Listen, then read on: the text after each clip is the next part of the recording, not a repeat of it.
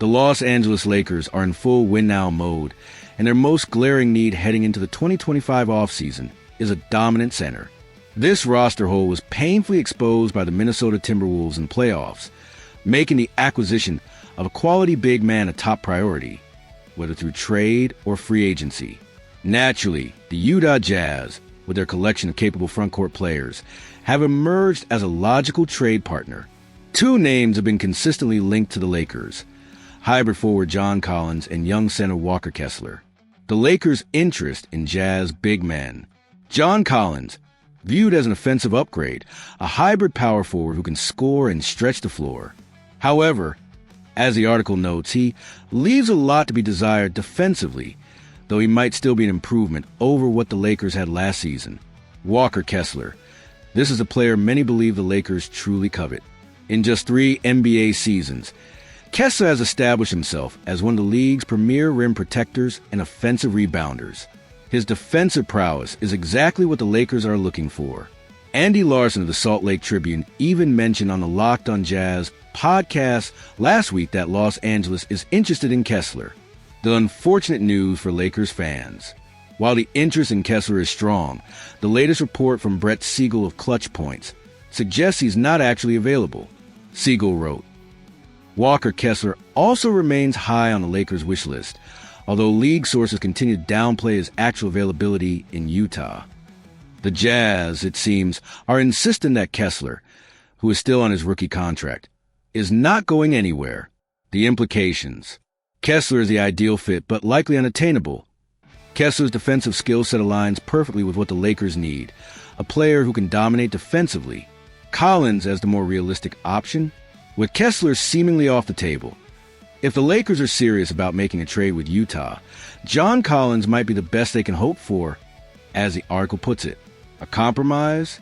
This means the Lakers might have to choose between pursuing a player like Collins, who offers offensive benefits but doesn't fully address their defensive needs at center, or looking elsewhere entirely for their ideal big man. The dilemma for the Lakers. This news forces the Lakers into a tough spot. Do they pivot to a full-court press for John Collins, understanding his limitations, but valuing his offensive contributions? Do they abandon talks with the Jazz regarding a center and focus their assets on other teams or free agent targets? Is there any scenario where the Jazz's stance on Kessler could change, perhaps for an overwhelming offer, though this seems unlikely based on current reporting? It appears the Lakers' dream of landing Walker Kessler might remain just that, a dream. This development significantly shapes their offseason strategy as they continue their hunt for a game-changing center. What do you think, Lakers fans?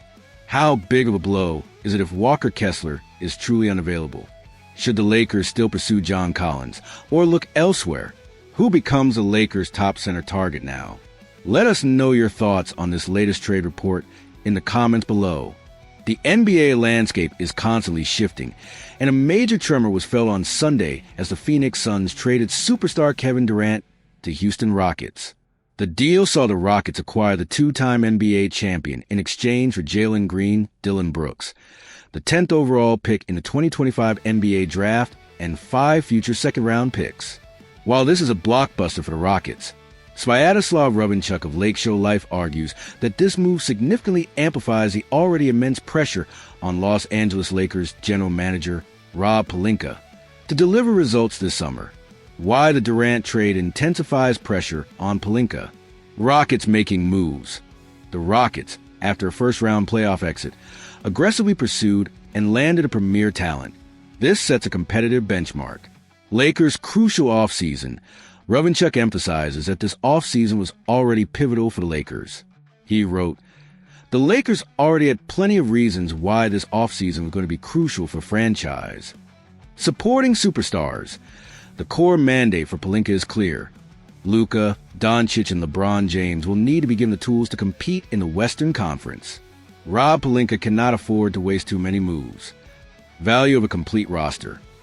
While the Lakers boast a superstar duo, Rubinchuk points out, one can look at the Rockets and think that the Lakers still have a better path to playoff success with their superstar duo. However, this season's NBA Finals matchup proved the value of having a well-constructed, complete roster. Lakers identified weaknesses. It's no secret where the Lakers need to improve. Even Magic Johnson has publicly pointed out the necessary upgrades. Lessons from the 2025 playoffs. The article states, if the Lakers learn anything from their 2025 postseason performance, it is that they are not yet ready for prime time. Front court deficiency. The acquisition of Luka Doncic before the February 2nd trade deadline provided a clear path for the post-Lou Bron era. However, it didn't solve the poor quality of their front line, which the Minnesota Timberwolves exploited in the playoffs. No excuses for inaction. With the needs clearly defined, the focus is now on execution. Center position is key.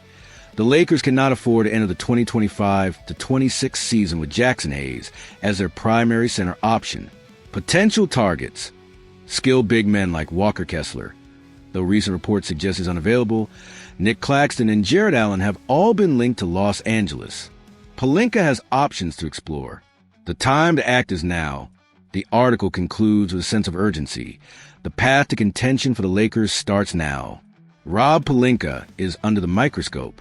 The moves he makes or fails to make this offseason will be heavily scrutinized as the Lakers aim to build a true championship contender around Doncic and James.